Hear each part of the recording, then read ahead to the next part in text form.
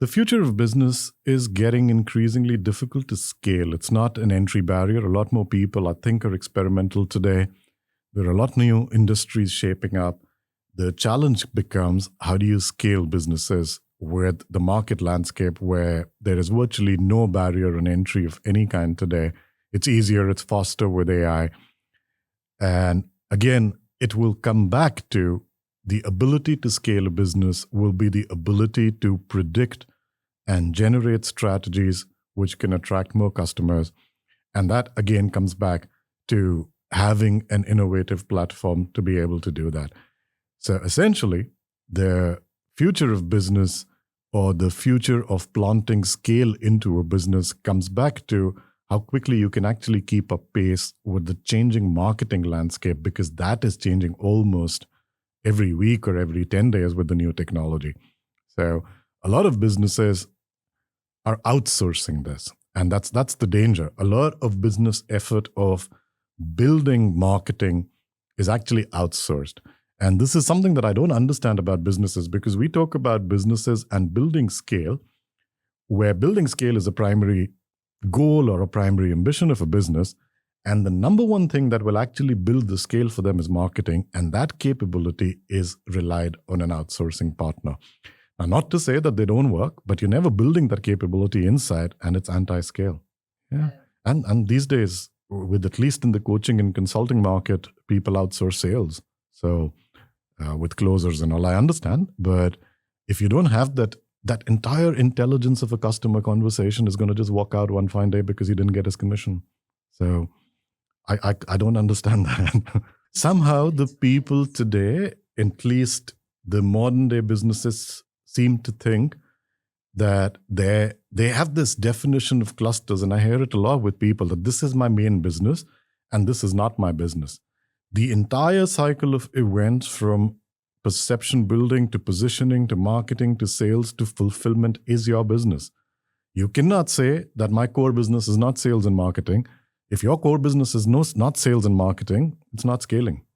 I mean, your core business as an entrepreneur is only sales and marketing. The rest will take care. The rest can be outsourced, but that cannot be outsourced.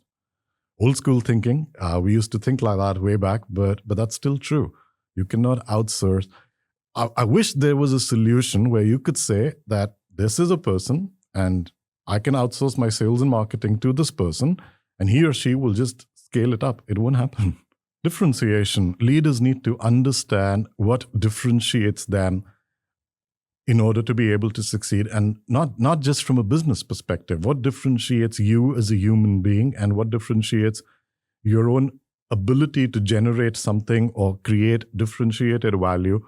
And that usually comes from having a very deeper understand about you yourself as a person, what you stand for, and having the conviction to stand for it, so that you can actually translate it into your communication, into your products, into your services. People who understand themselves differently, who have a different worldview, and as a result interact with the world differently, are usually the ones who are able to come up with creative solutions. So, in a nutshell, leadership quality for success, leadership quality for innovation actually begins with a quality to inwardly understand, having a conviction in your own views. A lot of times, we have these ideas, and everyone had them as teenagers, as growing up. We have these ideas, but we lose the conviction in it, and we tend to rationalize it in terms of age or wisdom, whereas the real wisdom is actually having the conviction to see your ideas through. And that's leadership. There are one or two principles that help me stay focused on creating these things. And the first one is to separate fact from fiction. Actually see the truth. A lot of times we're in denial about what the truth really is. People rely on data, decision-making, and all those kind of stuff. Data can be interpreted anyways. And I'm speaking from an experience who's dealt with data doing a PhD. You can interpret data in 1,000 ways. So data has an inbuilt bias itself because it still interacts with your perception. I think one thing is to be able to examine the hard truth in any situation and be able to confront it and do that with a certain level of integrity so that you're actually dealing with it. People lie to themselves, businesses lie to themselves, they'll see all the signals, they'll stay in denial for too long. until it's too late. And then people come up with conclusions as to not the right industry, there's no demand, there is no marketing, doesn't work, ads don't work. Again, a bunch of lies. Everything works. If it works for one business, that means it can work for another one. So because we're unable to see the truth, because we're unable to acknowledge it, we build it up with even more lies to be able to justify the lack of the first part. And I think that's really critical in the journey. The thing to keep in mind about business growth is that growth is never constant, right? Growth and aging are different things. Aging is constant, so business will age well. Growth is not constant. Any business that has grown to any amount of scale experiences growth in certain things which I call spike moments, right? That you will have an idea or a new launch or something that will give you a spike, then you stabilize. The more the number of spikes that you can create, the larger will be the scale. So the fundamental shift in thinking needed to be able to conceive exponential growth is stop thinking in terms of the rate of growth. I'm growing at 10%, or this year I'll grow at 25 or 45. That's not the way the growth will happen because it can't sustain. But what is definitely possible is, can you generate a 500% spike? Can you generate a 200% spike? Those are doable in the short term. Then you have to have a structure to sustain it. And that's how exponential growth happens. So what I tend to advise my clients and companies is, whatever you're doing for your business plans and your strategies, which takes care of your normal growth, keep doing them. But what you need to engineer systemically is to create the spike moments, because that's what is exponential. The main goal, the main takeaway that I would like people to take away from interacting with what we do and with the business will be an ability. Of course, we do a lot of work, innovation and category defining and strategy and stuff, and they take away all of that. But the main thing, I think, what we enable leaders and business owners to take away is that they start thinking differently. And that's not something that is built into the product or something, but just when we share solutions or when we share worldviews or when we redefine things, I think the number one thing that shapes is people subtly start thinking differently. They start aligning with the worldview, and then slowly over a period of time, as the relationship deepens, they start appreciating more the work that we do because it naturally flows in. What I look for when we are working for people is to them to come back with a statement that, oh God, I couldn't think of that one. You know, there's an interesting story. I was interviewing once a Nobel Prize winning physicist for some of academic work. And just offhandishly, I asked him a question as to what does it take to create at this level where you actually are winning Nobel Prize and acknowledged by the world. And this guy was a physicist, and he said, you know you won a Nobel Prize when you see a room full of physicists with an expression on their faces that, oh my God, why didn't I think of that? It was so simple. So when you are able to bring down ideas and thoughts to a level of embarrassing simplicity, and that's what you're really looking for from clients, that, oh, it was always there, why didn't I think of that? And I think that's the moment you know that you've done well.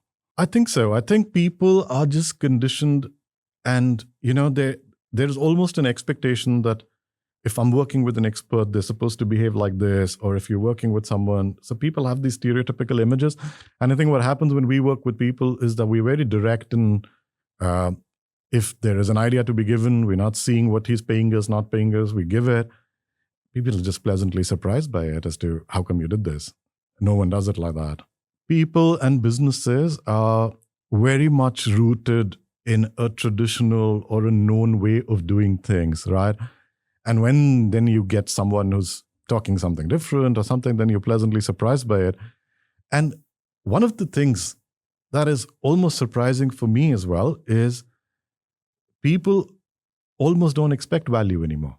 So if you've actually given them value, which is exceeding what they've paid for, it leads to a surprise. And I don't know why that is. That's like a reflection of the times that we are living in, but that's what it's come down to.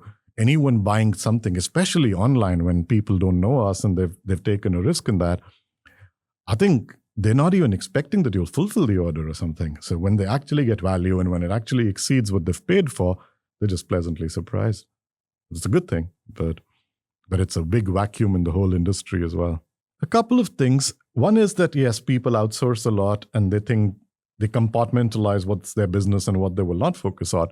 And the other thing is, because the access is easy today, which is that you can start any kind of a knowledge or a course-based business or anything at all, create a few ads, put it in Facebook, and you'll know whether it's working or not, something like that.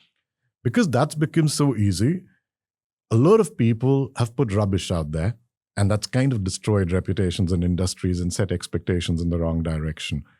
And then obviously it doesn't create that scale that it should. So it's a mixture of these things.